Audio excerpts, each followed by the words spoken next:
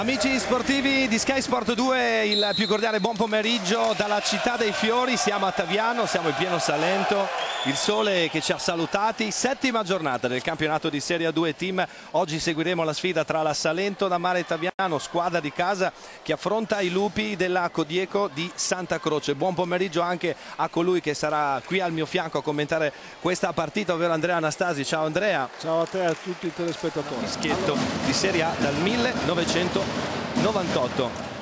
La partita però sarà fermata per un minuto perché sabato notte in un tragico incidente stradale ha perso la vita un giovane atleta dell'Unione Sportiva Molinara, Alfredo Amato.